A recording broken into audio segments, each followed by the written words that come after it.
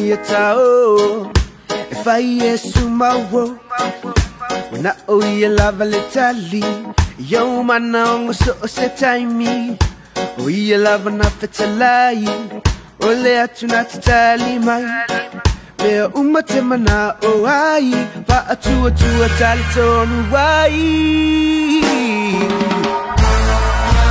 Isutula inai sautao Ya ke riso na oi Tali mai yo tamana o lea Sitasi etsuia Na oi ele tali Wana oia Now yes, Italy.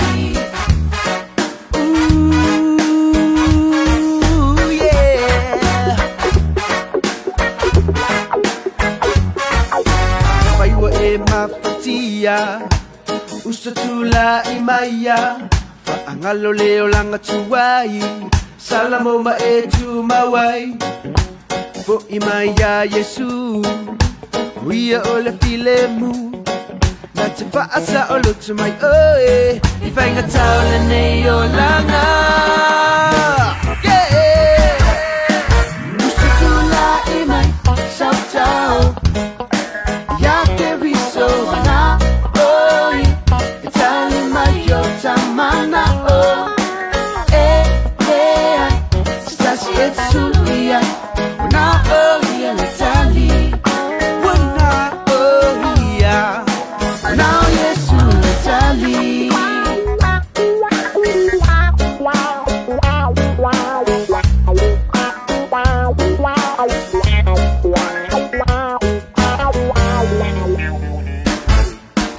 Usatula imai sautao Ya ke riso na oi Tali mai yo tamana o lea Sitasi etsuia Wana ohia le tali Wana ohia Wana yesu le tali Usatula inai sautao Ya ke riso na oi Tali mai yo tamana o lea Sitasi etsuia Wana ohia le tali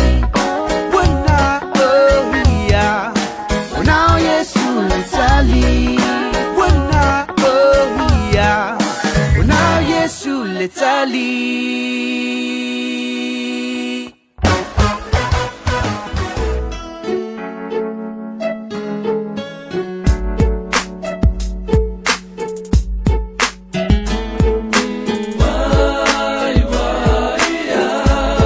Don't give up, my friend. There is hope in the heavens above. Come on, brother, pray with me. The sun will shine on everything. The hurt and pain, He'll give you peace. Trust in Him. Don't give up, my friend. There is hope in the heavens above. Mai mau e pe anga le sasilkengi o Eva Se mangu o ke la aya so mai e kenga Ae, o pe afe maka maka I korinito Storia sa taraka o mea sako ma apete niko O ke fesili ia kang nelu pe nga fefe luo leonga Kawanga wia yeku e wha makala ko fukokonga Pe fai mai ia e kimu o ke futi petele ema Su e mai sa kayo e ma ke ema O ke wala au lia mai ka vika se ia wha makala Pena wha pe i le kau I lalo le kua o koliaka Fefe la I se angia filiskia Yoe, su ele mea e ola I lingi kia Tangaka kongu ale nganga ia wha uma I le uosa Tangaka fo I le nganga ia wha uma I le lionga I te le fuafuanga ale akua I longa o langa I leo leo mama o e te whai whatoanga I kusana le iama o e maa E ui e pape e isi ala ula Yoe, napa lo kari konga ia malosi wha kua kua Ia e loa o sila mai le kua Pese mai ia Don't give up, my friend. There is hope in the heavens above.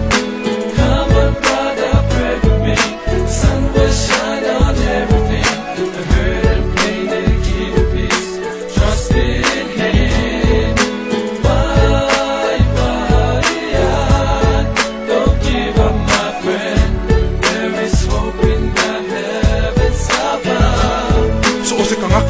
laling nei e ai o vai vainga e o ia ka vika ia nga faile a o inga su e mai lau kusi ile Samuel was full male lua fai mai ase se le vale e kale kua o le o inga la o ka vika inga ua ia nga sala e ui o le fai salamo ia nga sasi po i kama a fai o e sasi peke pa u a e se kafi e se le pefu ai koe ku o le ponga i o ka kou se wakele ia a amu kama fo inga le o polo uma ai le ai se lamu kama i bebesi fua ia u le maa tongi e ka fia ka sengi a sama songi fesili ma fai o e fo a iso wa vali e fai ma kongi o la inga ia fe o la ngisi e fai nga ka a e folo nga ka a ia ai se ilonga o oe se pango ka a ke pa ilunga lo uso a wangi e koe po piki uspa ia e pe ngai piki lau kere fongi tatalo lo uso fa masangi na lau mai lo le jau ai se koe usu mai le kali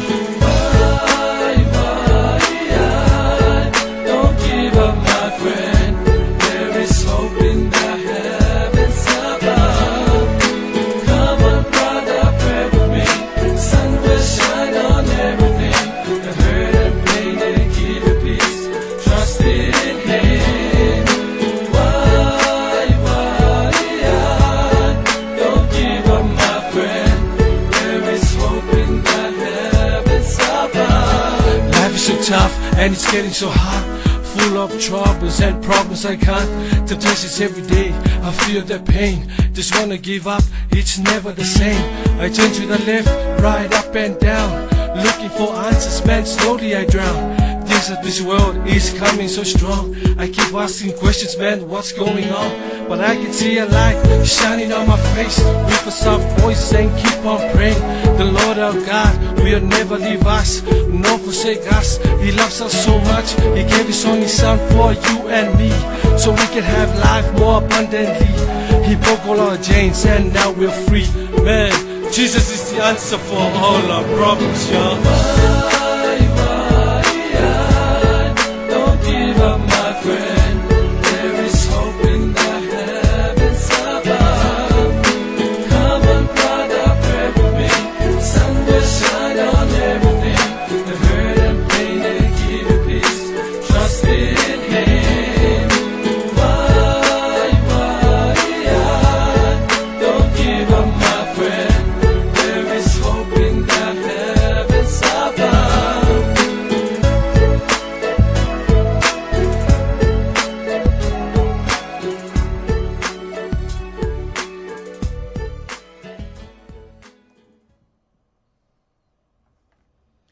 Ia, whatalo whaatile nei vaenga le aoli manuia, aoli fifia, i le alofa maleanga nei o le tua. Le fo tātou toi a wai mai fo i lunga tātou pukalame o le soul food, po le mea ai whaleanganga mo oi maa o le nei aoli, le afu se kuka whaleanganga la tau. Aoli manuia, ia i la tau le o mae a whainga vai einga o le aoli, ia e mese la tau le whato a ngai mo le whainga vai einga o le aoli o le asolua se fulu malfitu, ia o le masina, le urua i masina o ne whaito sanga tato iai, e watu lo whaatalo whai ate o tau le marisho atu no bele Samoa, ia leo mafuta mai lunga tato pukalame talofa lava, mi ia le tua tato tue au lia fwele nei au uli au le leima le matango fie, ia whaisi whaatimu timu i lalo i ngai Wellingtone, tulanga na le wei le tau i lalo i nei, ia ai whaptai le tua o lo o si kwet pahalengi a mea umai le lofa le tua, watu lalo whaatalofa le nei uli, ia ele pa ia man mamalo o se tatu watunuu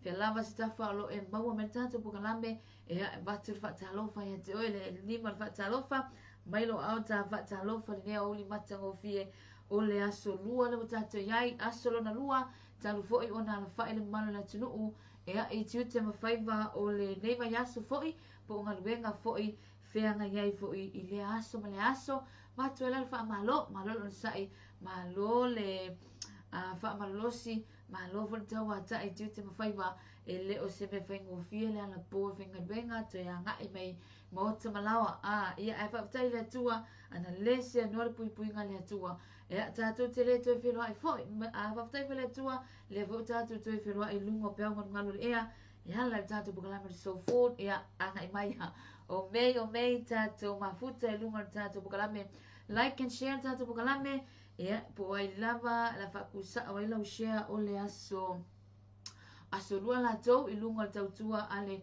Global Kingdom TV, whaatalofa atu i fo i whaatonu o le Global Kingdom TV, vi ia le tua le nei fo i au amnanga, e o mawhai ona wina atu e tātou soul food, me ai whale ngā mo le uli. E ai mese pokalami whanga so le aso ma le aso, e o le whaamoemoenga ina ia tātou whaasoha i lava i le upu, a le atua ma whaamalo si e fo i lesi a lesi.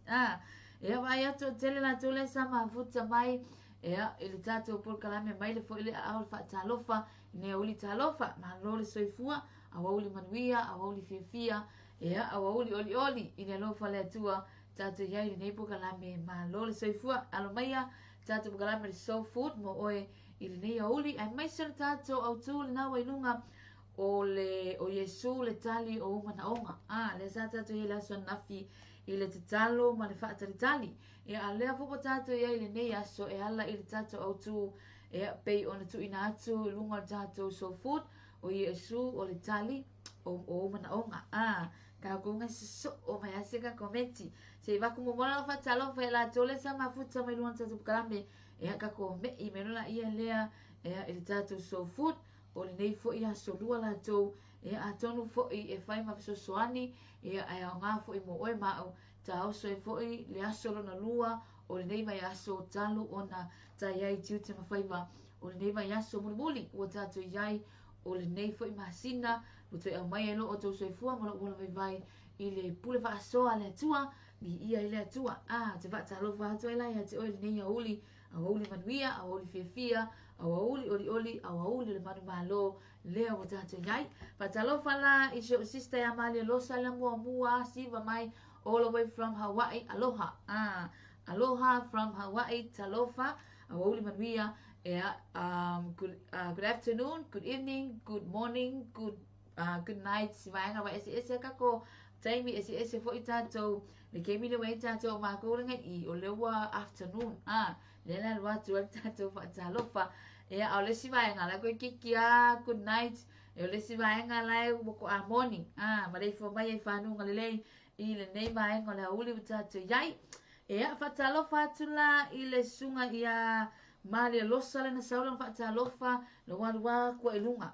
E meise le sunga ia Adonairo Kenny Fui Maono. Manuia le pokalame nei aso ia maulunga ele vi inga lo tātou atua i oe. Ma lo foi lon sai vi ia Yesu manuia foi e meise le mafuta mai i lunga le tātou pokalame. Like and share tātou pokalame nei auli. Po ai la masesi o maua mai lau whaatalofa le nei auli. Salam whaatalofa Gemma, ya mali losa, hello beautiful sis. Ya mau ngapa ngata tu bukalami.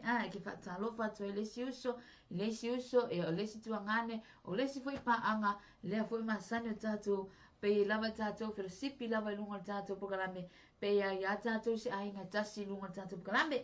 Whaatalofa sunga J. Jimmy Brown Williamu, whaatalofa maufalofa atu le uso, whaafenga ya Mikaele Peretta, e marfaltu ya Sarah Danielu Beretta malola vea olua e lua lotu tele malfa malolosi ngalwenga le atua fatalofa atu fo le tino ke riso so i fo manuia sis Rona hello auli manuia sau fatalofa Gemma nga ia vea J. Jimmy so i fo manuia tu ngane malola ngalue Mikaele Peretta talofa manuia le kuka tin seki seki le kuka akutatu me ai fale nganga po ole soul food mo oe i le nei auli matamofie sawa i lama whaatalofa Gemma i le sunga whawhiangainga por whaatonu le Global Kingdom TV mi ia le tua i le nei auli matamofie ai maise whaatalofa short brother ya maeli ai ono le mafuta mai nai Amerika Samoa le nei auli soifua manuia whiangai fo i mangaluenga hi beautiful geeks manuia pokalami whaatalofa ati paanga uma o le ala leo alofa atu manuia Tute Lord bless. Hello, auli manuia. Susan Fetalainga, le vaenga lea is watching. Awa oe wako mal is watching. Auli manuia ia te oe, le faltua la le os falkua whambori. Wa fale kuang. Malola malea whiawha malosi mawina. Hi Gemma, auli manuia. Mi ia le tua ta lofa fo isho sister Salvation Malaiulu. Hi sister, hello. Auli manuia mafuta mai nai Samunta.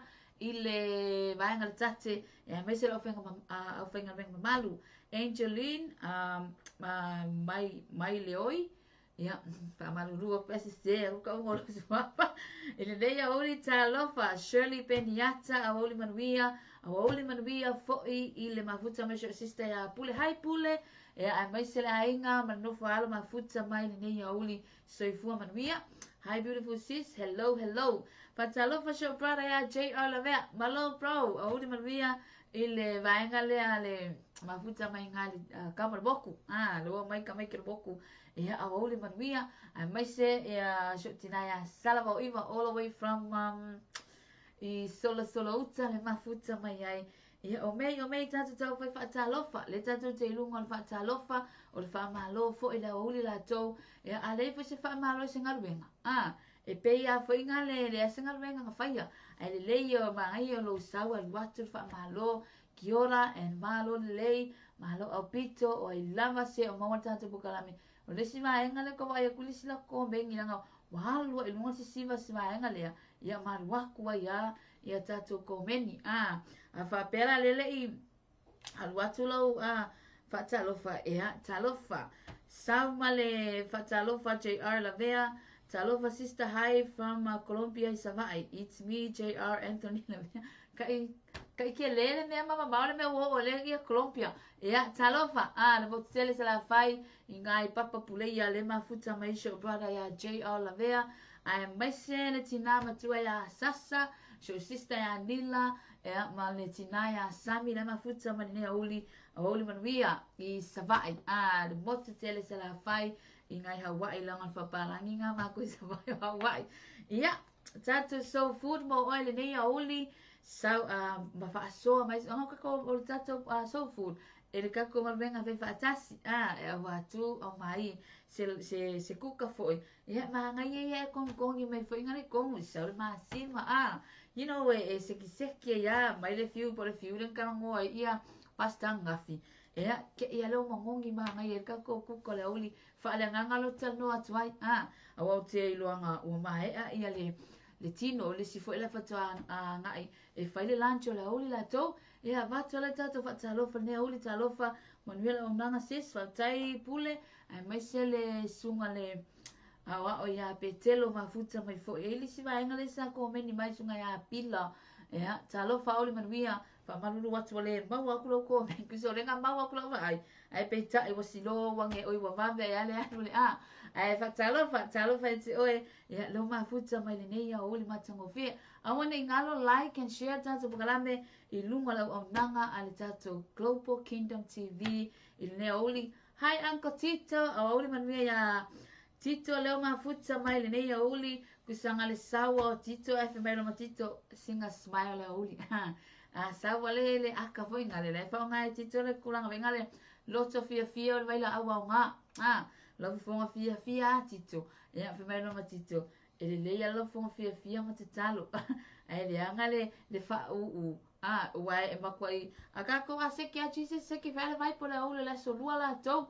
A fa pe se me mama foi lo loto Tito sa wai Mike ke lo anga au sa anga wa mo ise e vai o ka au ni manuia I le lo fo le tu fa talo fa sunga ya tia fau si osi great so I fo manuia ma lo le fa soa hai tia fau ai mai se ia mau si Elizabeth Aviata hai nia au ni manuia mafuta mai fo inga Hastings ia ai mai se le no falo ia lo mafuta mai love you beautiful love you sa le ngango lo maku I love you Auli manuia mafuta mai niso tatu paanga o lo mafuta mai lo maua atu watu tatu whaatalofa ole auli e whaktaua e Tito tulanga whaingalo le ata langa o le whape Tito ole aka kusala pe engi kama whaingai ngai whawhita auli mai le taia wai shua e le misi yang kama ngā pe laku lesi whaalawe aku lo taia off beat mea o la waso a kua e oi fonga le auli fiu koe a mai le akananga ale mangai al fa manato Tito le fo aka mai machema be va ai mangai fa ta ua le ata smile I time uma kusa pe no better no money still like aka oi ali Tito tatu termina wai ai lua suma 2 minuto te elele tu lai lua ai o le tatu so food na ma le tatu au tu na wai lunga ma tatu tusi faitau o le Yesu le tali o manaonga o Yesu le tali o manaonga a whapera ngai ki sau whaai fo malo kuspa ia tatou tusi faitaunga e alu aku le tatou e alu atu le tatou kuka ala fe mai o ia saola e lea la hai e lea la wako le kako kuka ala se koe le palengi mea oe tate ata ile ai peita ila nei oe a e mo ia oe ai peita ile se tupe ali chepa ia e taua lo smile te mi uma kusa vengale a va pe foi que le fa ngi aso ata ai aka ai if you ala smile foi ngale ai mai ana fa la fa ka ua kuai ka kole le ata taua lo smile I love you not motu e o le le mau si kwa lalo amen sis yo taua lo smile ia mau a lot of fia na le me upar tusi ole baila aua nga lot of fia o a foi mai e fe ngai mo e kere ngo vai se mai pe e mau ale lot of fia ia ke ia lo aka foi malo neighbor ele vai la aka iPhone vai la le aka titolo wa aka foi ma chema la to o tusi vai tau ole luka na sun mal valo fe upe fase fulu anga il fase malua le uma lua tatu fa so a le tatu o tu o Yesu le tali o mana onga o Yesu le tali o mana onga fatalo fa sunga JBL JPL hi JP a oli manuia le vainga le is watching talo fa lava vi ia le tua like kusa like lo lima tua salo lima tusi lo share o le auli o le aso lua le tato yai ala ka come lo que vaya kwa ya che mala fia siva lo que fia siva se fai singa siva mala ka come I maja al waku marka ko kuka ia ka fai va atu ala ia le ile nei ya oli se pa ia le tulai e tolu fe kawile wa lo suma 5 minutos te ele lua ka ko e pack mai noa al watu mal tato so food mal fa soa au mai le fa soa na pito a tili manuia ya tato waso lua ia I smile siva ata mai e lunga tato pokanane fai mai sau siva le uli ma fai tau mai la tusi na luka e sumal malu fe upe fase fulu se ia o le fasu malua e uma fa kan fai tau atu ai le ya lo wa ku fo mai hai mau si o uli manuia ia alo maya sau saanga al wakulu markaku kuka ole oli la to sawia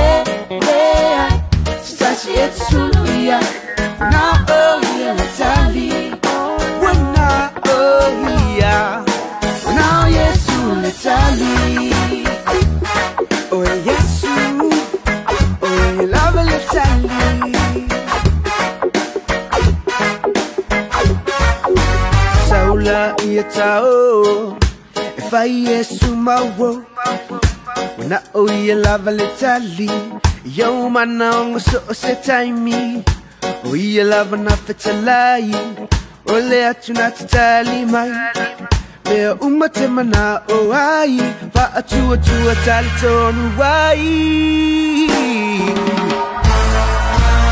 so tula ina sao sao ya ke riso na oi tali mai yo tamana o it's Julia. When I let's Ali. When I when I yes let's Ali. Ooh yeah. Faiwa e mafatia. Usatula imaya. Angalo leo langa tuwai. Salamo ma etu mawai Fo ima ya Yesu Uia ole filemu Na te whaasa o lutu mai oe I whainga taule nei o langa Yeah Usutula i mai Sau tau Ya ke riso ana oi Itali mai o tamana o Stasi et sulia Wana oia le tali Wana oia Wana Yesu le tali Usutula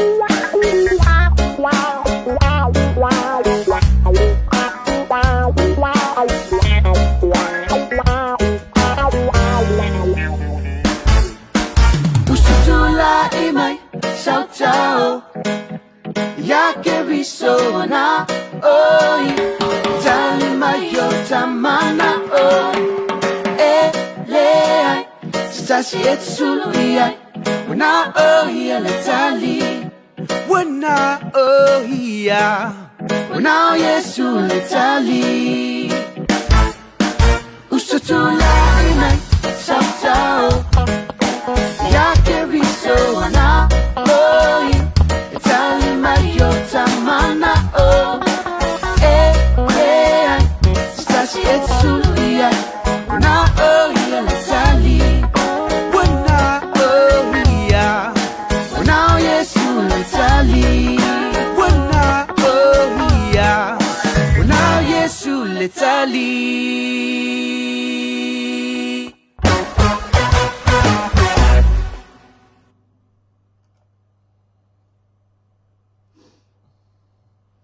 Ya, te fatalo fatu tali man tatu por kalame ma nei fatunga wana o Yesu le tali pe tau le lei ya man tatu au tu o nei o uli o Yesu le tali man onga fatalo fatu sunga ya Shane Otto ya o Sana Benyata ya man sunga fa fenga ya Paulo Mikael so fo man melo sunga la ona me se fatu ya ta yala mafuta menga le AOG vai lima ya mai se tatu por onanga ale remnant Christian broadcast mafuta mai nai sa mo mi ele tua fe mai mi ele li po kalame fa tailo sunga fa fengainga ya mai se la tole to mafuta mai mi ele tua Shane Art ya walisi vai ngana ya alela la waku ka ko ka le uli po le ai fa lenga le uli ta ala to pe ona yai ya uli wasa te tasi uma ya tato po kalame pe ona yai ole tato tisi vai tau le luka na suma valu fe upe fase fulu ile Pasu madua whapea, ua tui Yesu mwhetana yatu i a taitaina mai o ia te ia, mai o ia te ia, ua latalata mai o ia na fisile atu lea o ia te ia, se ale me te mana o iai o te whaiamo o ia whai mai o ia leli ia wa ai o nei mata, o na whetara atu lea o Yesu i te ia i nawa ai o mata o lofa atua tua ua e malolo wai. Ia o tato au tūna ne oli o Yesu le tali mana onga, pe ona ia tatu se vai tau o Yesu le tali mana onga fe mai e tali mana le atua o mana onga ia la le lo fa atua e ana le fa atua o ma i le atua e pe ona vatu fa tatu se vai tau i le luka na suma van ve pe fa se fulu i le tawaso wa tau na le fa atua tawaso le e nga lei onga bala au ma langa tawaso i le atua ya Yesu e fia pupulo na mata ai fe mai Yesu o lo fa tua ea ua e malolo ai lona winga e tali le tua i mana onga o e mau pea e fa tua le tua ai fe mai le peruna suma tasi pe ono le ai fa se fa tua le mawhai ona fia mai o ia lona winga e ni rana ka ua ona tatalo e iai man fa tua e tali fo i le tua i lo mana onga pe a fa pe o e mau o se tangata fa tua ea Hi Sister Blue, la fama lo sister ya Blue ne uli manvia giorana. Giora so ifo manvia mai sele sunga ya ta lili taula e ale mafuta maline ya uli talofi uli manvia.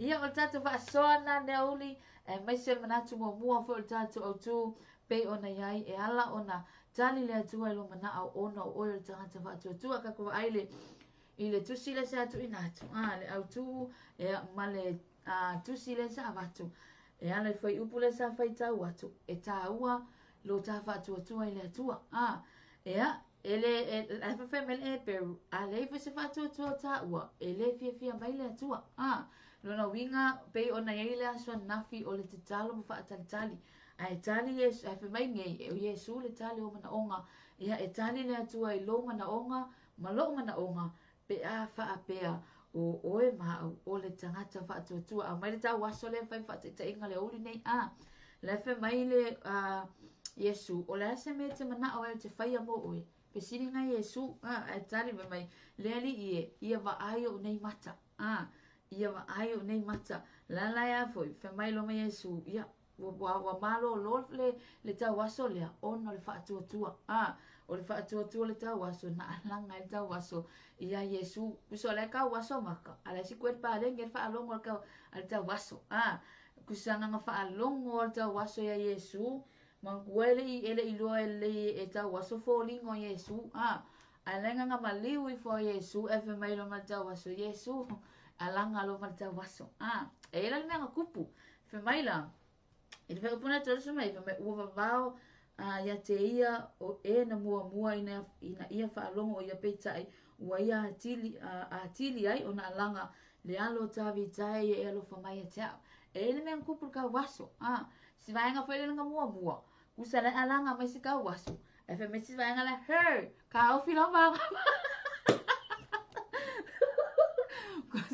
usale alanga mai si ka waso fia malo lo mai le fa to ta waso ai fe me si vai nga le pupula ma le fa longo le fe ka waso e afo e ka ofi fe me loga awane ave upu matala tangata e ka mi e lo mana oma ngare paula le me maua usale ka ofi a ko le si vai nga le ka waso ai aki de nga alanga me ta waso le alo tavi tai e alo fa me te vai fa to anga fa pela e ka ofi a ko si vai nga le e ka waso mo ngofo ta waso ele pupula e mi si ama se pupula e mi si ama se pupula ai mahana ia kusalanga ka we e fa penga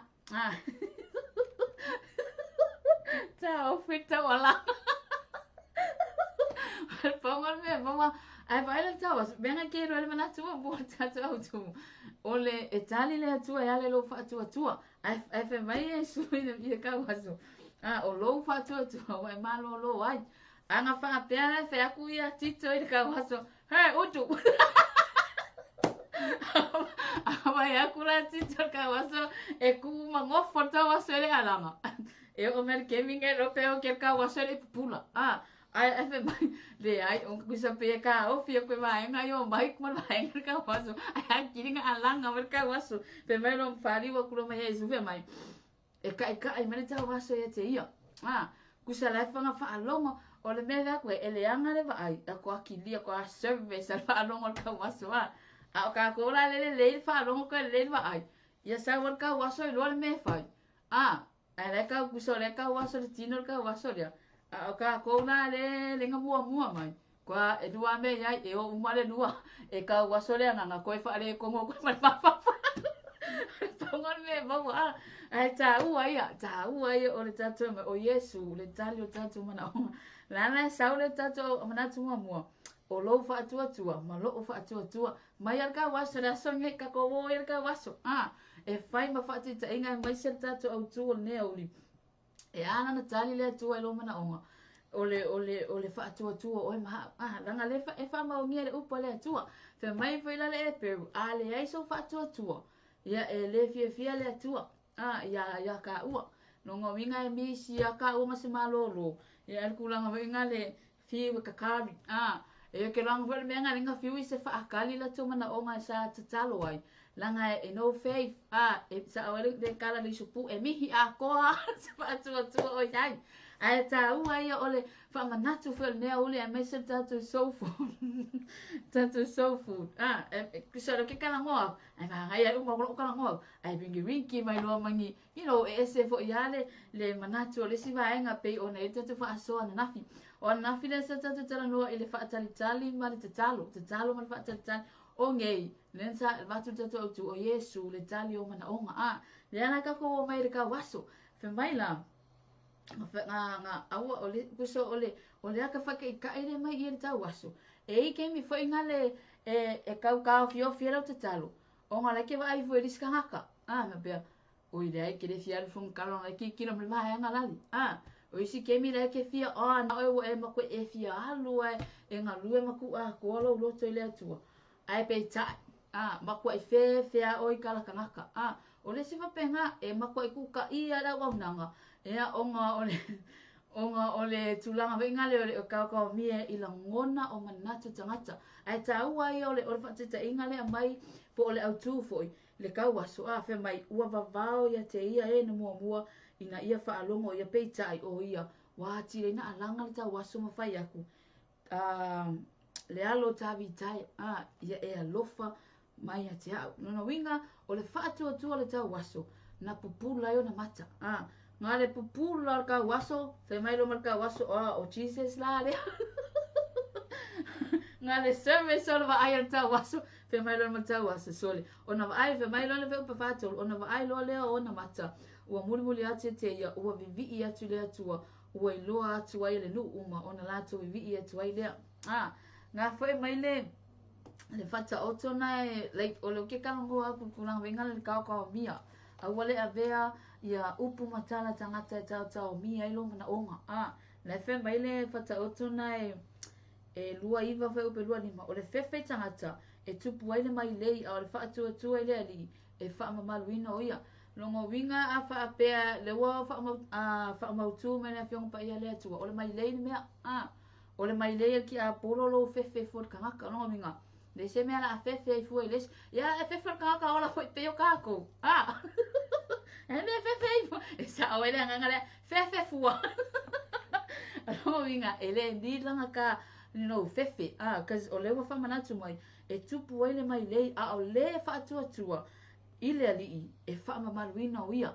Longo winga, e makua kele a me maua ka wape a wha apeo oe maa o se tangata wha atua. Le mai fe mai e wha mamaluina ai ia oe maa pe a wha apeo oe o se tangata wha atua. O le whesiri la, e wha mai a tuan tato pokarame po le whesiri muni. O whesiri e Yesu, fe mai o la so mana onga. O le whesiri fe ngare o whesiri a koe a oe, o ke whesiri e foi a tea. O le anse mana onga o lo o nofo ma oi. O le afu ise mana onga o lo ia tea. Longa winga. E le ala sisi me kako ke whaia. Peo le tau waso. Ke le o me whaalave lave. E ke mi whenga le tātou te talo le atua. Ke le o me whaalave lave. E whaalave lave. Le whaalave lave. Kusa o lese vap. Kusa o lese on alang kakalo. Nga le mawhau ai lesi. Nga le mawhau ai lesi. Whe mai loan. O umalo fi kakalo. Nga le fiu kanga kakalo nga le anga lo mawhau ya rea. E resi wapenga. O resi kuka ia wapenga. Ia langa vaai i le langa te talo le atua. Wa ke ia le wale awa i lunga lau nga onga. Onga o lae mawhau i lesi tangata. Ma fefe i lesi tangata. Focus on Jesus, not people. No winga e tali le atua i loo manao ma loo manao. Pe a vea oe o se tangata. Fa atua. Wa e vela ia i foi. Ia sa kaio. E re ikea sa kaio le tumo tangata. E re ikea. E re iango ya sa kaio. Nga le sawa sa kaio pe ale la au. Pala au lo ya Yesu. E re iango kere sa kaio le tulanga na.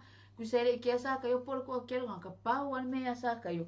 Nga le fia wa aia ya Yesu. Nga le whaaliu mai Yesu. Mai ole aso. Ole aso. Tate mafuta ai ma oe. Longa winga. E ta kele o like fa maro si ia nga mo ta to e mese tanto sa valinga le fa to amata nei tau sanga awane e popole ile tangata au fo inge i a vea wai e pe na fa tu sa tu sine aso sa vavawa ko kangaka ia ta waso ai fa mai na tili ai ona alanga ta waso ia ona fa tu ai o mangi pe o ko inga mix de yelo niko la wenga le niko tembo kulis kan ngava ko ipopole kangaka ke era kolo fua ai kolo le poni ko temo mai la kaka ngai fai mo faka inga kanga fingale le popole le vai ngata kolo e alis kamalo ni ko temo i le po fe menga kolo nga popole ni ko temo i tangata ai saka kaunga ma ai ni ko temo i le atua ia mababa ai fo i le atua po o alu malona loto atoa aungi yango fua tangata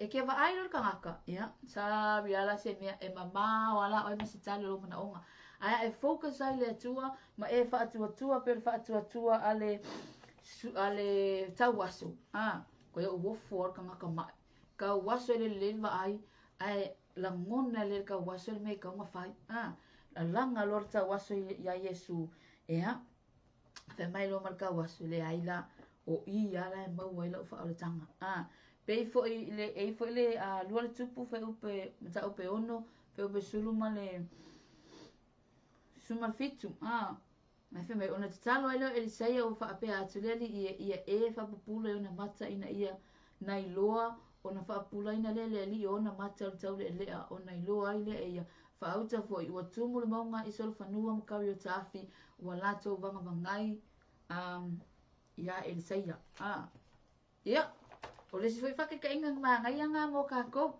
e dis ke mi venga le live service met pupula oe akwa ka waso fa le anga ka lo mai foi te talo lo mai Elisaia i le tau le lea e fa pupula ma tau le lea wa lenga fa ya ku pala ai tau le lea ai fai lo te talo lo Elisaia fa pupula lo mata lo no winga e taua ona ta e ka ua foi like e foi ko inga ka waso fa le anga e ka waso le tino po lenga e le fa tua tato po kala ai foi ta waso le fa le anga na to ke le lola ya oi po ko inga ka waso oi i le oli ni ai ta ua yo o lo tat o le fa manatu ia mautinoa o Yesu le tali o tato mana onga ia fe mai le ako po mo fe upe ono ia o le atu mal fa tua awan lava de ima salo awa o le masalo salo e tusa ia mal peau o le sami ua so le matangi ma fe lafo ina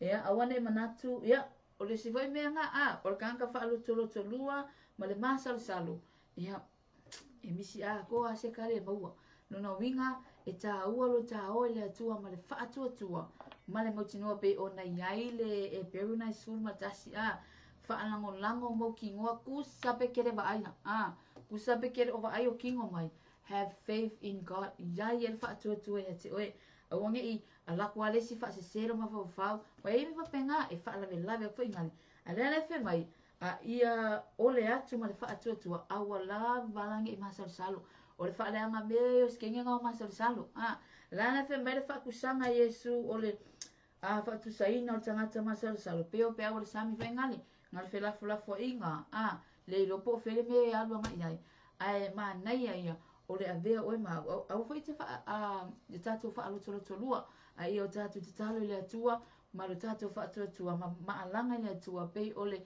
fa atua o malo lo le tau waso le i lona fa atua ia o le tato fa soana le uli ke lo anga ma singa pa ia kwa singa pa ia kwa ke lo ia o ngai nga le fa ukanga ia le to fa fo i le mamalo se tato atunu ia ai awa fa manatu mo e ma o le fofolo o lo tali o tato mana onga o le fa atua e te talo no winga e ta ua pe ona fa asoa fo i le si tato so full e ale le fa atua no winga e ta ua ia te oe ta ua fo e te au ona te talo e iei ma le fa atua ma e alankusa lava pe kere va aia koe tino mai langa le fe mai foi e le mau kingoa mea ele o va aia ala iei fa atua ke ia te awale lo makua e was ke ia happen on mea ia o tato fa soana nei a uli le te mai atu le tele ni se tato pa angalo mafuta mai vi ia le tua fa talo fa atu fa tua ia Ivan mafuta mai o Kilani a uli manuia ia Ivan mafuta mai Malanu a Mese Bell ia a Mese Alex a uli manuia sal fa soa Gemma Fili salama tolu suma fitu fe fa ia e fifia lava oi le lii ona fo ina le e ia o me mana o yelo loto o Yesu lava le tali o tato mana onga pe ata to fia pe lava ia te ia amene Hallelujah. Yeah. Una le ya tawa is watching a uli manuia how is uses is me is good blue. Na le fako afai ka wa ko me is vaenga le.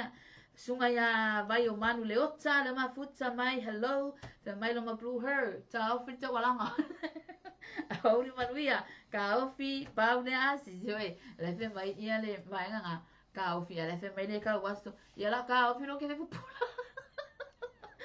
Talo fa ya J Jay Tonese auli manuia mafuta mai hi Rupina Jensen auli manuia le sunga fantua Rupina hi sis kicks malon tautua alofa atu foi li ia le tua fe mai longa blue ele le ka wasonga fa me Jesus ele pe le sika waso mai ia populange wo ko le hai sa oa ele per ka waso le ngomar pipini e ya te oi e ya te nga sa awal pomori e ya te ta wo mo ya talo fal sunga le suni skelen sunga le apa fe ngainga ai mai se sanele ai leone au auli manuia sunga ya valelia tangata soifo manuia malola val fa asosis ia le tua ia o tato so food nga ne auli ia mal tato fa asona ma nei vol fa asona niso tato pa angalo mafuta mai lunga tato pokalame vi ia ile tua awana ingalo like and share tato pokalame lunga tato le Global Kingdom TV ai mai se fo if watu fa maloya ila tola wa mai anga wenga wa lesi e mana vale tulai tolu o lesi fo ilo fa mai ali le tulai lua ma lo le tau ma lo fo la mai lava le tai au se pa ile ne auli vi ia ile atua pe ona ya tatu pokalame ia uli o asu te tasi uma i lunga tautua ale Global Kingdom TV ia o le teimi o le tatu pokalame o le lua nga ile tolu ia afa pe fo ingale lawa misi ya oe wa ia lisi va nga la misi la misi va talo fa tua ina tatu pa anga mafuta mai Samoa Amerika tutuila o ai foi o tutuila e so si tafa nela langi ia te fa talo fa ia te malo on sai malo foi le fa malo si te mo faiva malo fo tawa tai ona ole olanga le kau ke ai ele se me mau ma se file mu e kako ke ma o si osia ololo ia ai tau le pe afa pe o ma o se tangata fa tua ma tali tonu le atua ele se me fenga tai le to fa talo fo ina ita mama tina matua ma futa mai fo ilunga tatu pokalame ai mai se auntie Katerina la fo on mai auntie Linnea uli ia soifua manuia ile lofo le atua tele te pa angalo mafuta mai tele ni selo maua atu ile nei uli batu tatu fa talo fa ya te oi fa malolo sai malo fo tawa ta ai tuti ma faiva awana ngalo taua le mau e tatu o le fatu tu awa o le fatu tu Italia ile atua yo tatu mana onga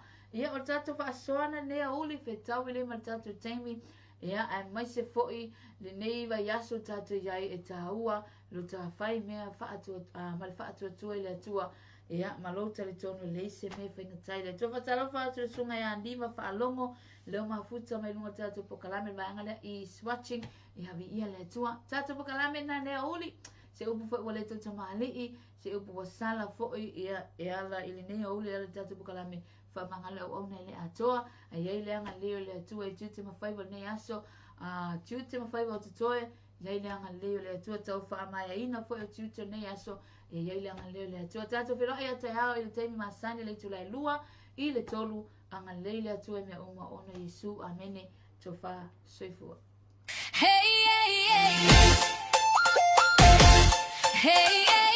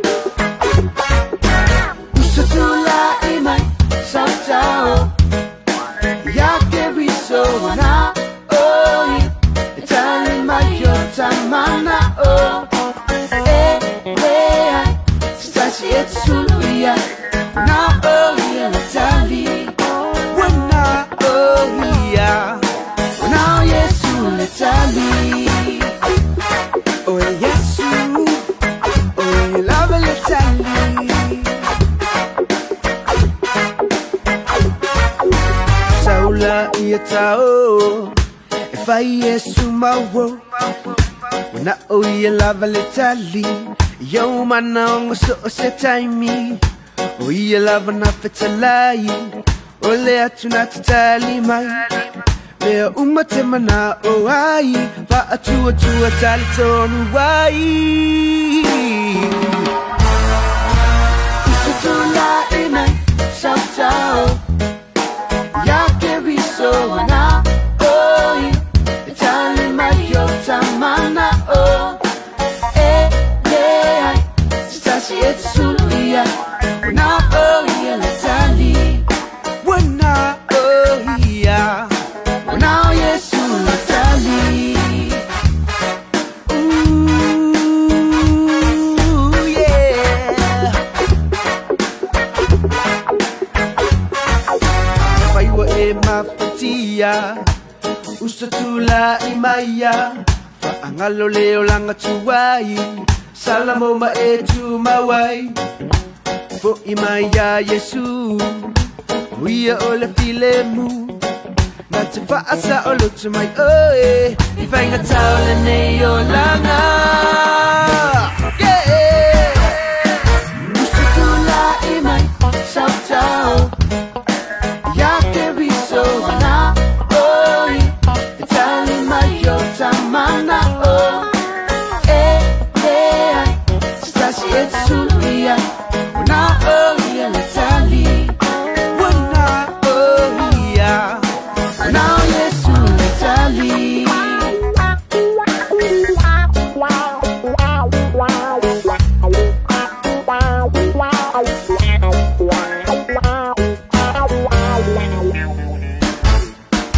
Usutula imai sautao Ya keriso na oi Tali mayo tamana o Leai Stasi etsulia Wana ohia letali Wana ohia Wana Yesu letali Usatula inai sautao Ya keriso wana oi Itali mayo tamana o Leai Stasi etsulia Wana ohia letali Wana ohia Wana Yesu letali Wana ohia Wana Yesu letali